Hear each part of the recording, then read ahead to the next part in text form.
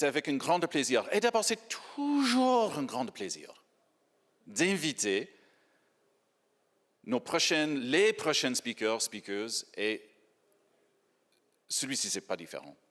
J'aimerais inviter en scène Kenza et Oussama, qui représentent les filles et les garçons de la tech.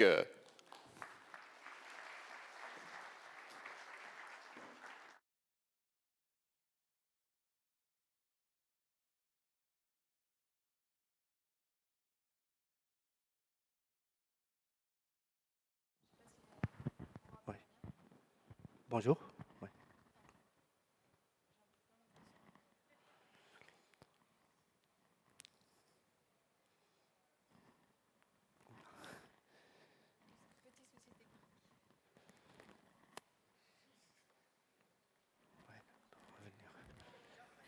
On revient.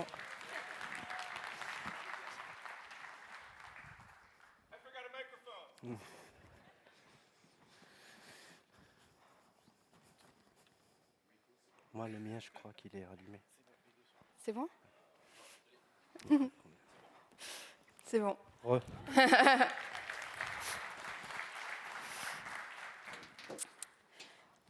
Bonjour à tous.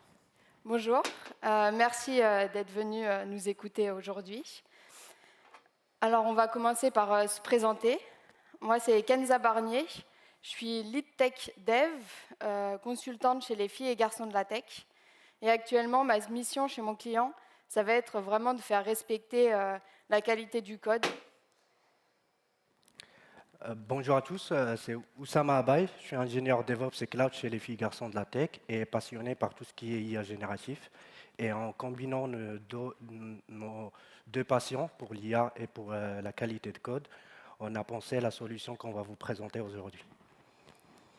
Alors, avant de continuer, je voudrais poser quelques questions aussi. Est-ce qu'il y a des développeurs dans la salle? Par levée de main, à peu près. OK.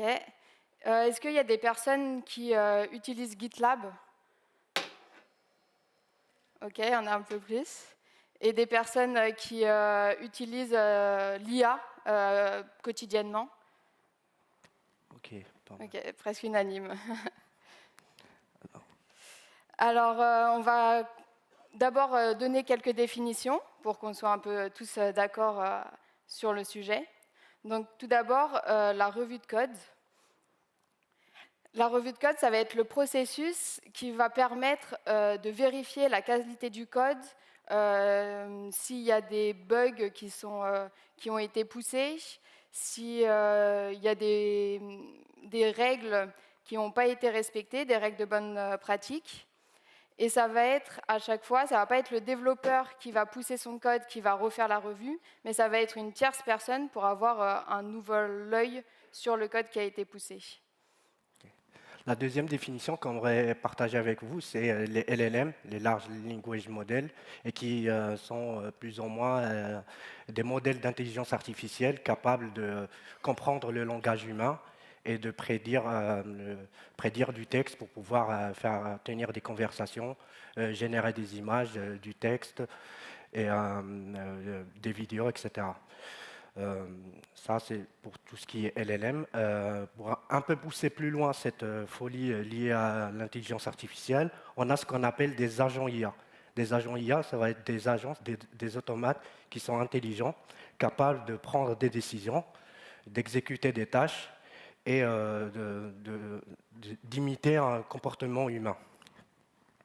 Par exemple, on peut imaginer un agent IA, un agent personnel, qui est connecté à WhatsApp ou à un outil de chat dans lequel je peux interagir avec lui le matin pour lui demander de vérifier mon agenda, mes emails, de me faire un compte rendu de ce que j'ai eu la veille. Et je peux même lui faire des tâches, donc je peux lui demander de me caler des rendez-vous dans mon agenda avec une personne de mes contacts.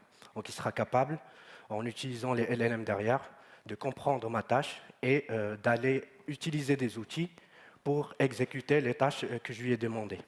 En combinant les LLM et les agents, on a pensé à la solution qu'on va vous présenter aujourd'hui, qui va être d'aider les équipes de développement des équipes développement produit de faire des revues de code en utilisant des modèles d'intelligence artificielle.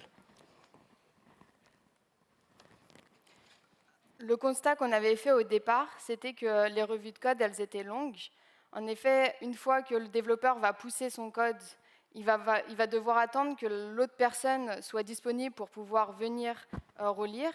Et ensuite, cette relecture, elle va être aussi longue et elle va être double. Donc il va falloir faire attention à tout ce qui est technique, mais aussi à tout ce qui est métier, pour être sûr que ce qui est poussé a du sens et qu'il y a une logique.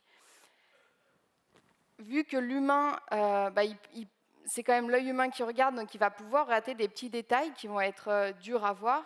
En fonction des langages, ça va différer, mais par exemple, une itération qui est mal faite ou une ponctuation qui n'est pas bonne, qui est vraiment un petit détail qui ne va rien rajouter en plus, mais au final, ça peut créer des grosses erreurs. Et le fait d'automatiser la revue de code, ça va permettre d'être plus rapide, d'être plus fiable et du coup d'être plus sûr aussi.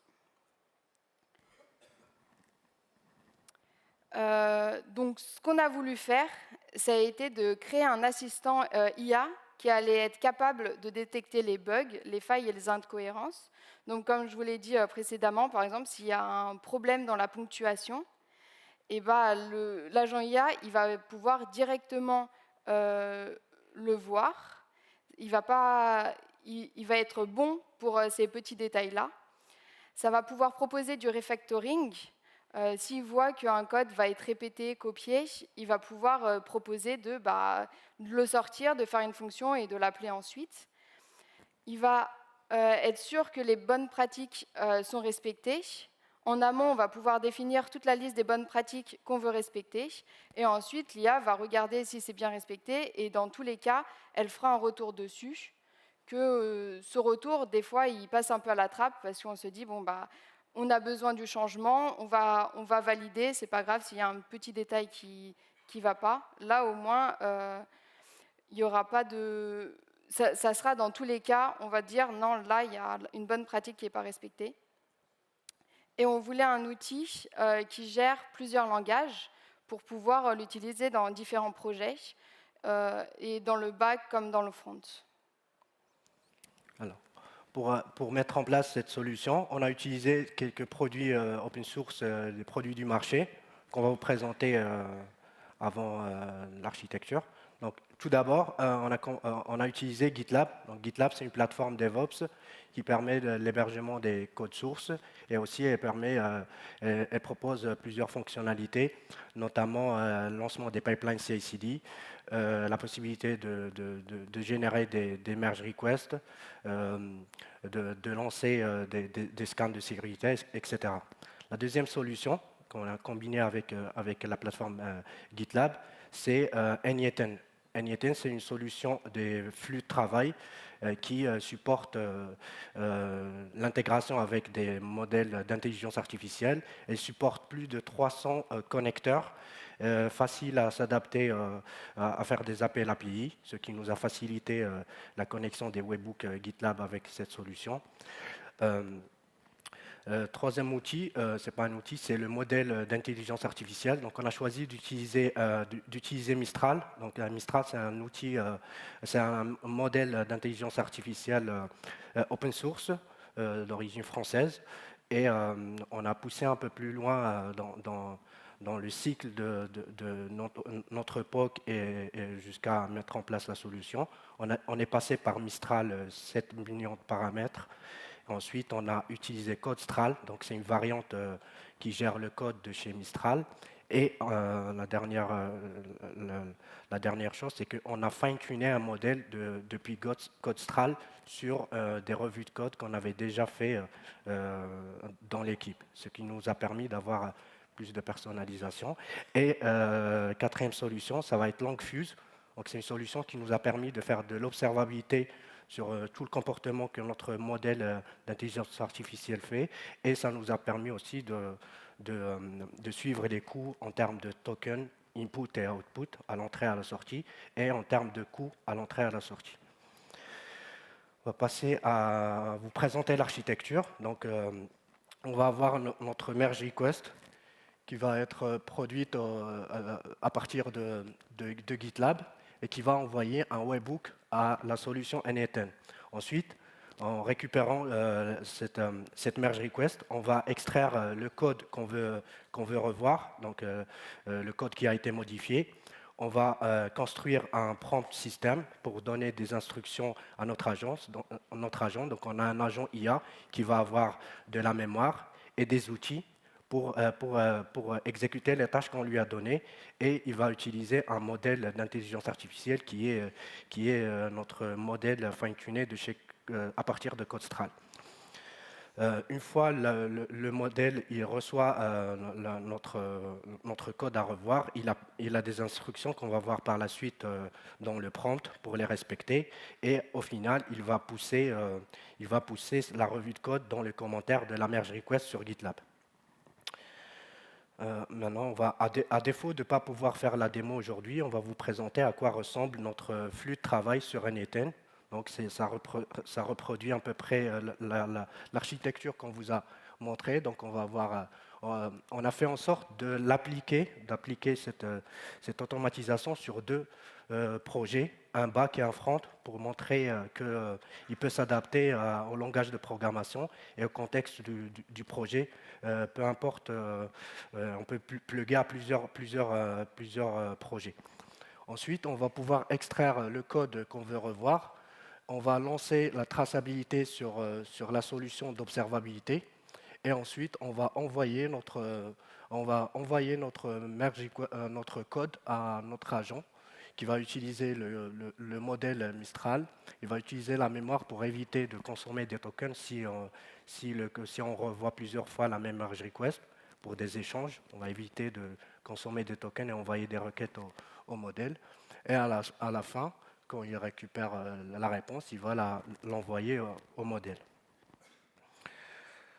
Voilà à quoi ressemble notre prompt system. Donc, c'est un prompt system dans lequel on lui a demandé qu'il est un expert, on lui a demandé on lui a donné quelques instructions, donc notamment qu'il est un expert en programmation, qui va être chargé de faire des revues de code, des merge requests, en respectant des bonnes pratiques de façon de coder dans notre entreprise. On lui a demandé de répondre en français et de respecter un schéma bien défini. Donc, on veut qu'il séquence sur les nombreux fichiers de la merge request. Ensuite, qu'il nous donne un statut, donc soit accepter, soit rejeter la merge request. Soit accepter, soit la rejeter. Ensuite, on va donner un score sur 100 et on va expliquer chaque revue de code qu'on veut. On va expliquer chaque commentaire sur la revue de code qu'on veut faire. Et je vais vous montrer un exemple de à quoi ça ressemble le résultat.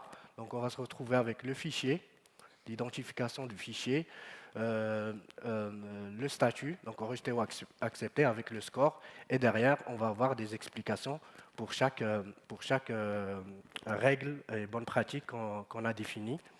Ensuite, on va avoir des snippets de code qu'il va proposer pour améliorer la revue de code, ou des fois même, il va pouvoir proposer des tests unitaires.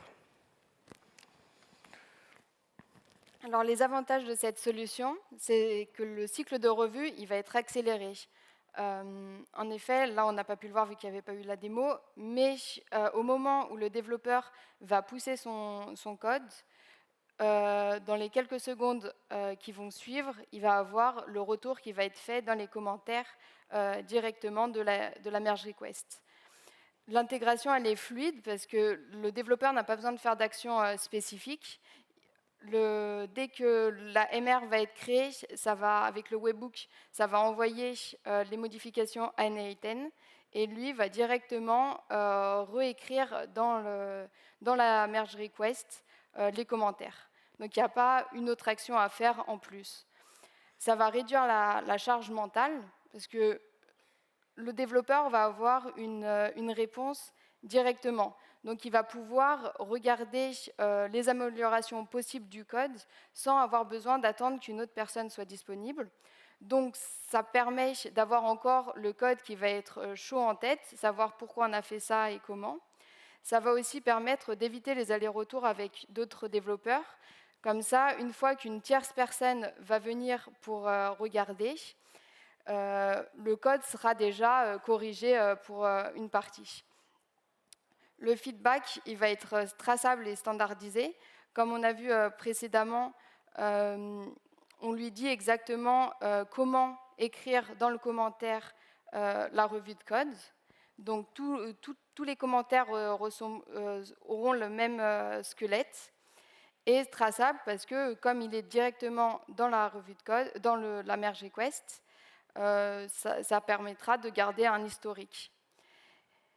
Et ça va permettre d'avoir une qualité du code qui va être homogène parce que tous les développeurs vont devoir respecter les mêmes bonnes pratiques et il n'y aura pas une différence entre chaque développeur sur le code qu'il va fournir. Il y a aussi quelques points où il va falloir faire attention. Tout d'abord, l'IA a ses limites.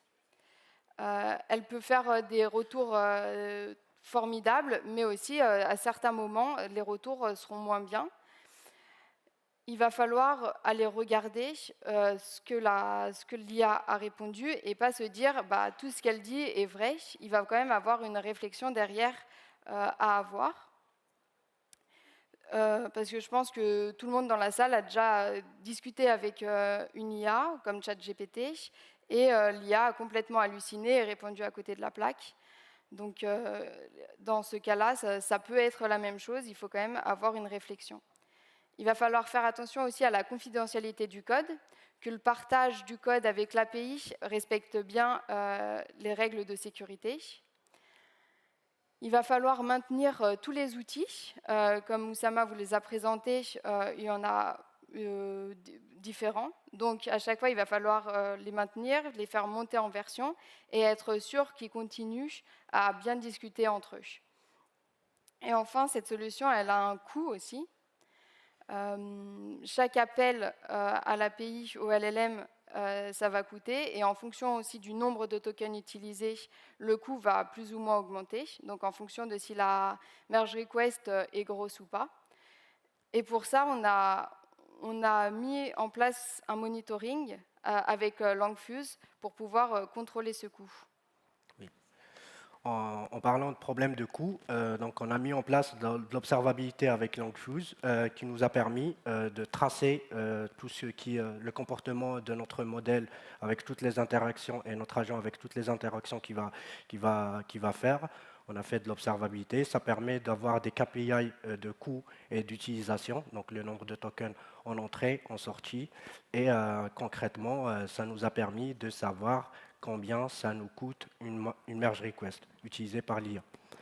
La solution Langfuse, elle permet aussi la gestion des prompts système, avec une manière de pouvoir les versionner. Ça nous a permis aussi de pouvoir faire monter en version notre prompt jusqu'à avoir le bon résultat. Je vous montre ici un exemple de dashboard des merge requests qu'on a effectué sur quelques jours, et on voit bien qu'on va avoir le résultat en termes des graphes, des métriques et des KPI en termes de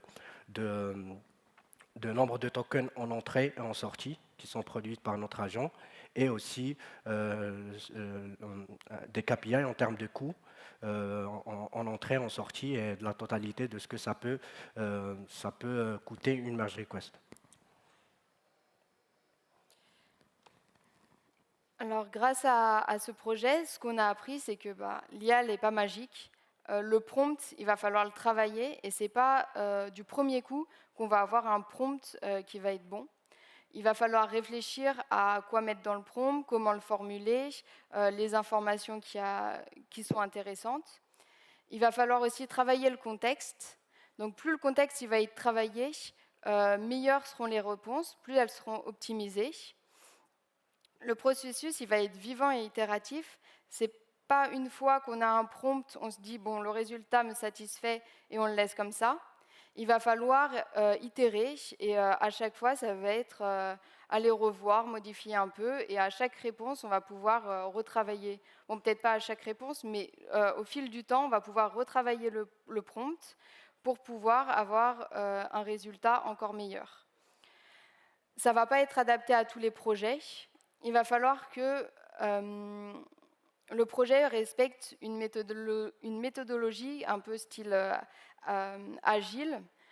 Il ne faut pas que la MR soit vraiment immense. Donc, il faut respecter la bonne pratique de pousser dans la merge request juste des features et pas tout le code d'un coup. Actuellement, le LLM il va avoir une vue limitée. Donc, il va avoir seulement les choses qui ont été modifiées dans la merge request et il ne va pas avoir accès à tout le projet. Donc, ça peut jouer aussi sur les réponses. Et enfin, comme il y a le coût aussi qui va rentrer en jeu, il va falloir faire attention que ce coût ne devienne pas exponentiel et éclate tous les budgets.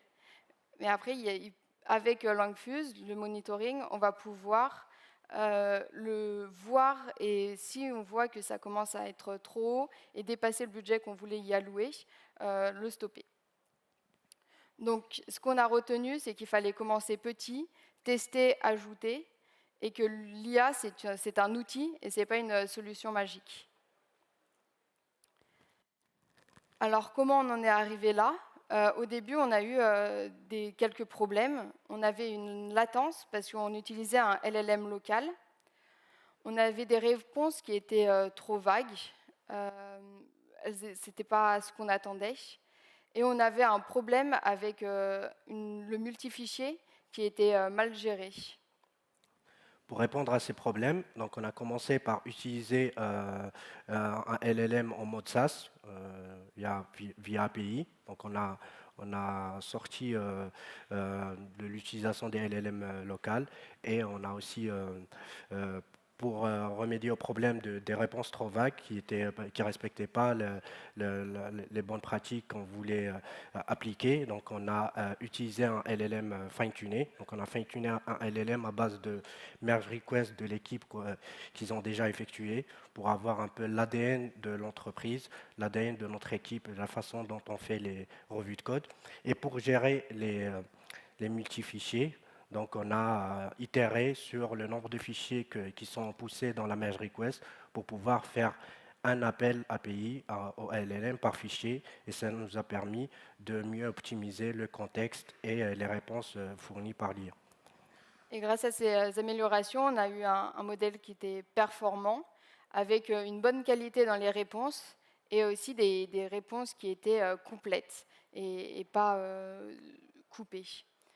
Donc, avec cet outil, on a vraiment voulu que l'IA elle devienne un vrai coéquipier et pas juste un bot. Alors, merci de nous avoir écoutés. On voulait juste vous parler de la WAX, qui est un événement tech qui est organisé par les filles et garçons de la tech. Ça se passe à Marseille le 1er octobre 2026. Et si vous voulez y participer, soit en tant que speaker, soit en tant que personnes qui viennent écouter les conférences, vous pouvez scanner le QR code et ça sera avec plaisir qu'on vous verra là-bas. Merci. Merci. Et si vous voulez nous faire un feedback, vous pouvez scanner ce QR code. C'est une bonne idée, ça. Voilà. Bon, ben merci tous les deux. Voilà les petits X. Hein, voilà. Oui. Très bien. Excellent. Bien joué. Alors, est-ce que c'est OK si je vous pose quand même quelques questions? Oui, bien sûr. Oui, très bien. Voilà. Il y a 3 questions qui ont fait une petite danse, qui dansent toujours, en fait, dans les murs de beauté. Donc, je vais les poser comme ils sont actuellement. Vous avez évoqué le fine-tuning d'un modèle. Quelle a été la complexité de cette approche et quel gain avez-vous pu mesurer par rapport à un modèle brut? La difficulté qu'on a rencontrée pour fine-tuner le modèle, c'était plus construire la dataset. Donc, il fallait qu'on récupère, les différents merge requests qu'on a déjà, construire un exemple de dataset, le faire enrichir par une IA pour avoir des exemples un peu similaires. Et par la suite, on a eu des résultats qui étaient beaucoup mieux construits. Donc, on a remarqué au niveau des réponses du modèle qu'il respectait exactement le format que je vous ai montré dans l'exemple. Donc, c'est-à-dire avoir un fichier, identifier le fichier, faire le score, faire de l'analyse par bonne pratique qu'il doit effectuer et donner des exemples de snippets de code. Très bien. Quelque chose à ajouter? Non, non, c'était très complet. Réponse merci. parfaite. Voilà. On va tenter une deuxième question. Le gain de temps compense-t-il le temps passé à corriger les erreurs faux positifs de l'IA? Je pense que dans tous les cas, le fait, ça va gagner, on va avoir un gain de temps dans le fait où la personne qui va lire les réponses de l'IA, ça sera le développeur qui vient de pousser son code, et en fait, ça va être comme si il va avoir un retour en fait instantané sur ce qu'il a fait. Ça va être une conversation avant qu'une autre personne arrive. Donc, il va avoir un gain de temps sur la personne qui va arriver ensuite.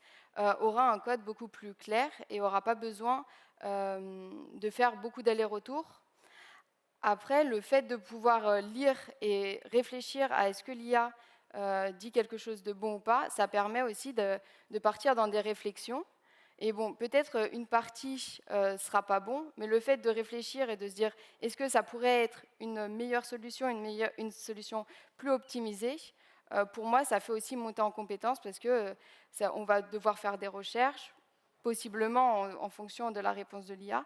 Et au bout d'un moment, le cerveau il aura appris cette gymnastique et ça sera beaucoup plus fluide. Excellent. Bon, comme vous pouvez constater ici, c'est time out. Alors, merci pour cette présentation. Merci. Kenza et Oussama de Bellefil et Garçons de la Tech. Très bien. Voilà. Merci.